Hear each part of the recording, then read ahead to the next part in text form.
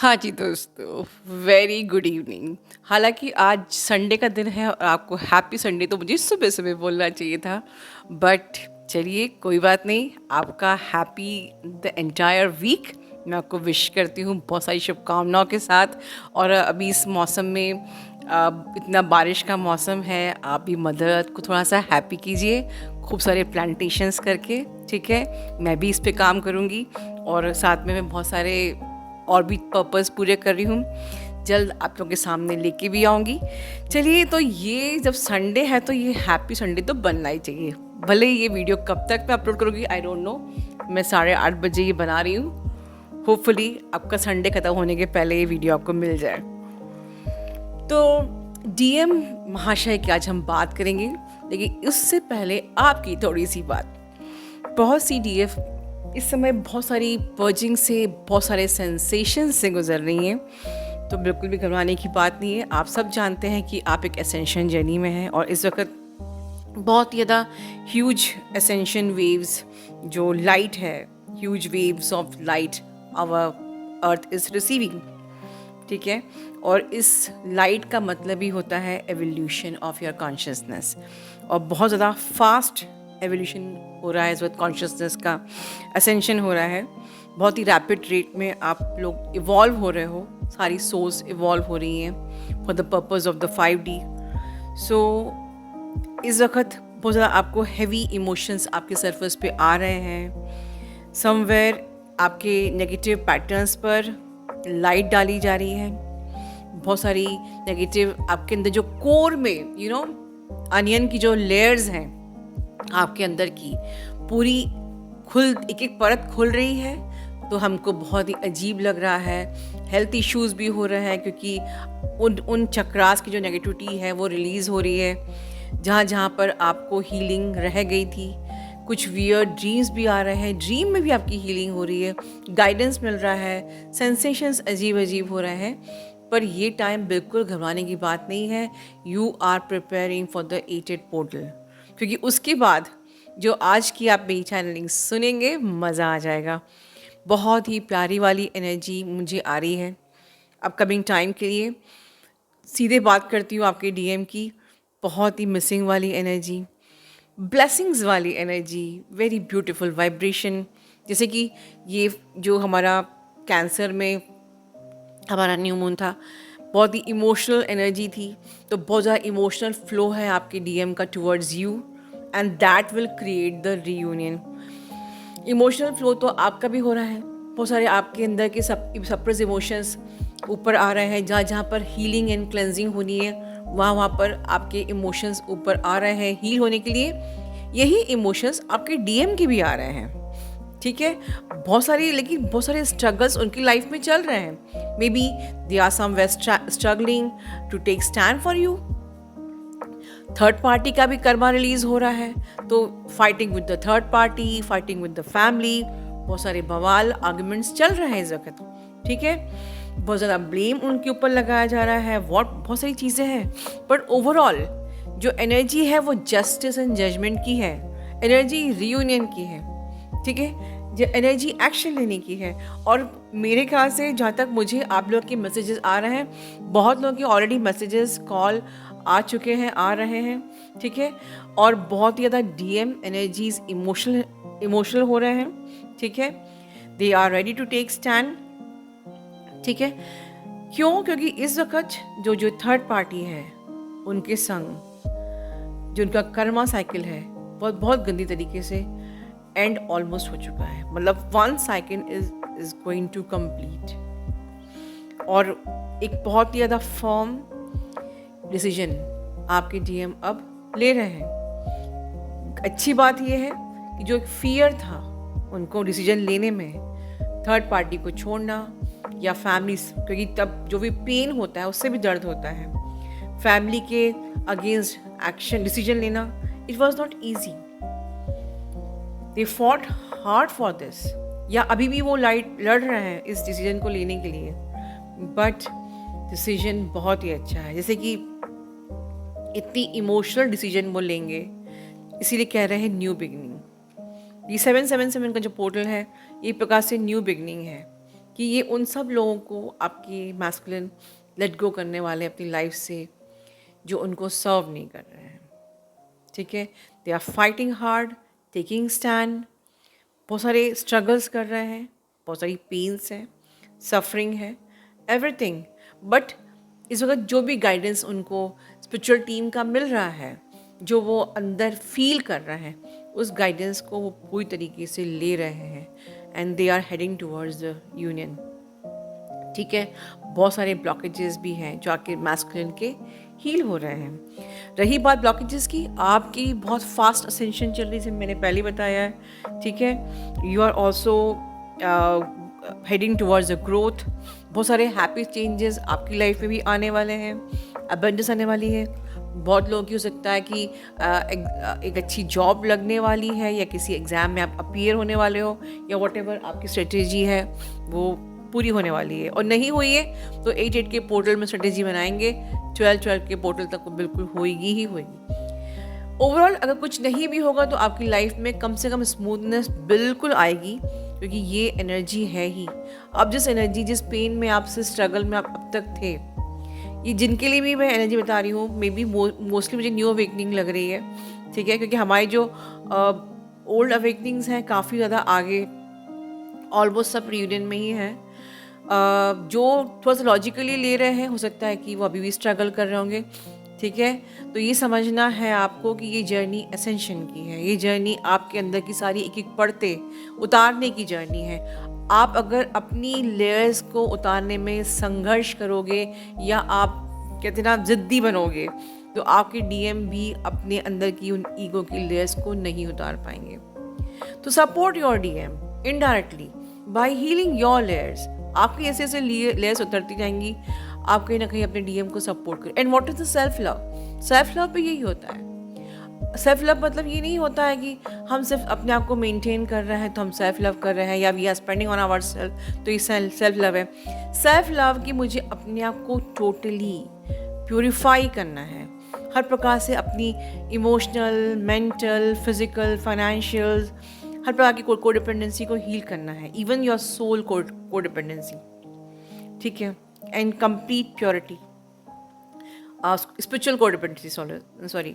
सो आपको हर प्रकार से अपनी सारी कोडिपेंडेंसी को हील करना है, और वो तभी होंगी जब आपकी entire layers उतरेंगी।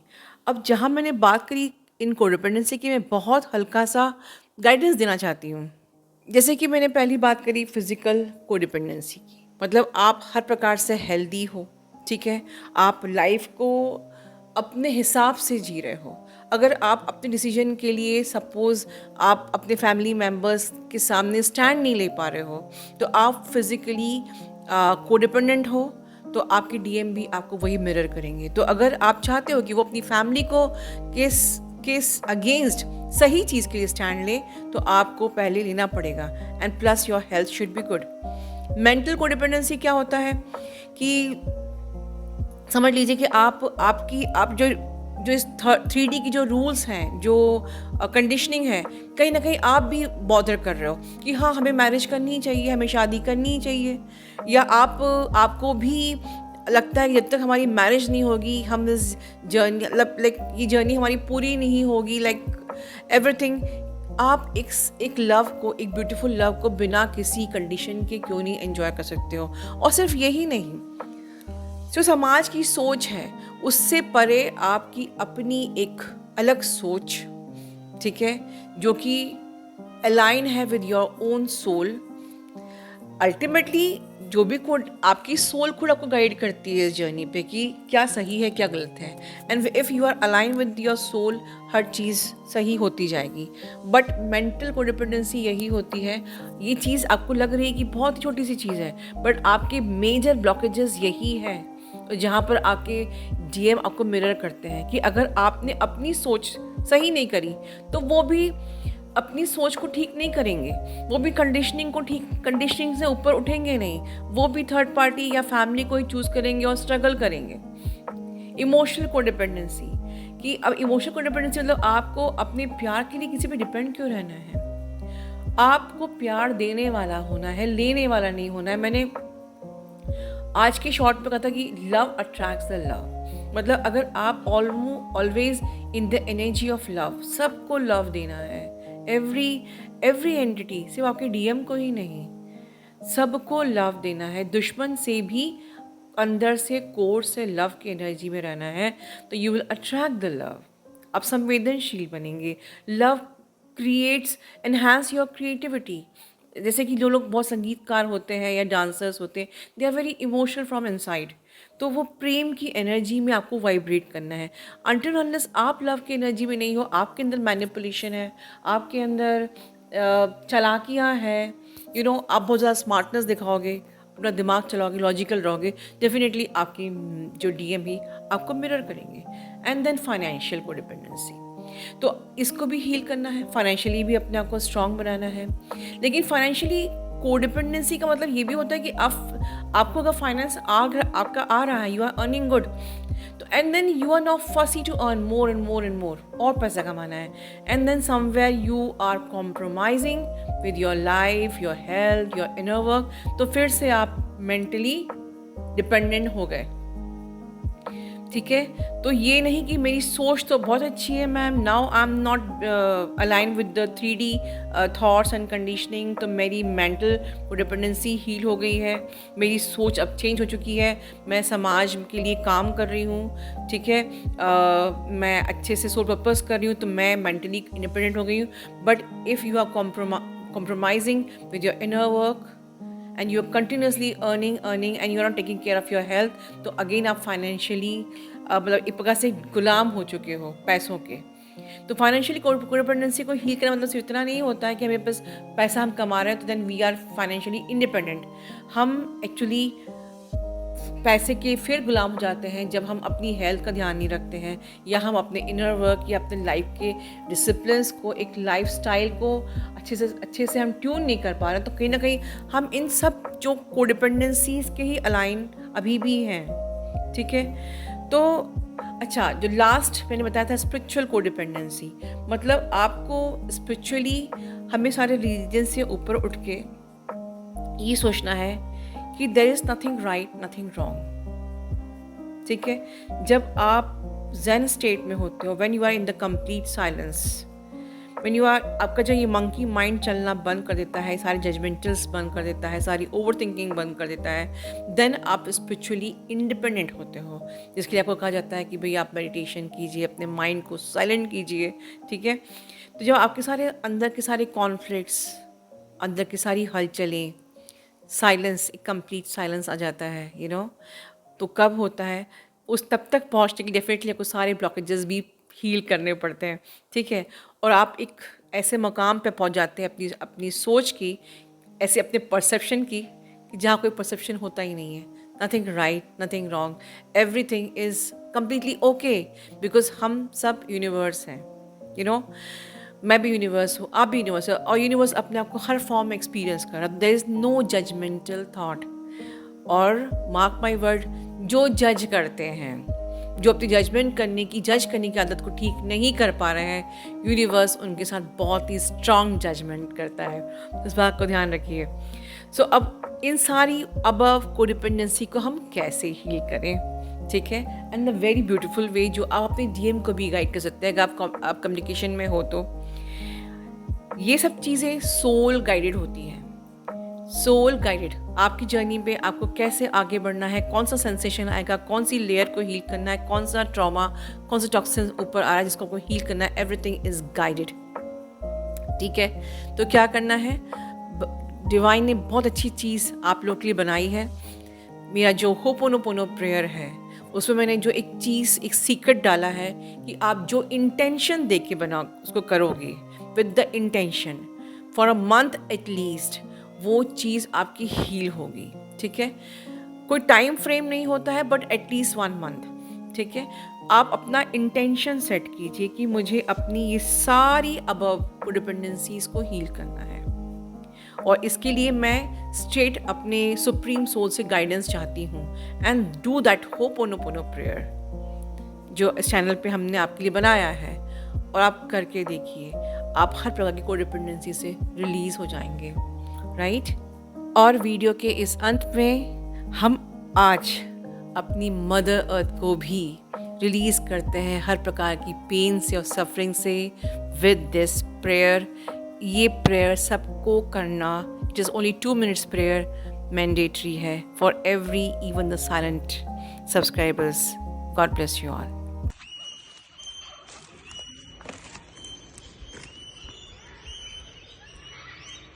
Dear Mother Nature, please accept my intention. I'm sending healing to anyone who needs it for my soul family of my soul purpose, my soul mission. To all real twin flames, I'm sending an intention, Mother Nature. Please heal all of us. Please remove all blockages, ancestral karmas, junk DNAs. Please help us ascend to the light, so that we are able to serve you better, so that we are able to be worthy of being in service to ascend with Mother Earth. Thank you for all the healing, Mother Nature. Thank you, thank you, thank you. I love you, Nature. I love you. Thank you, thank you, thank you.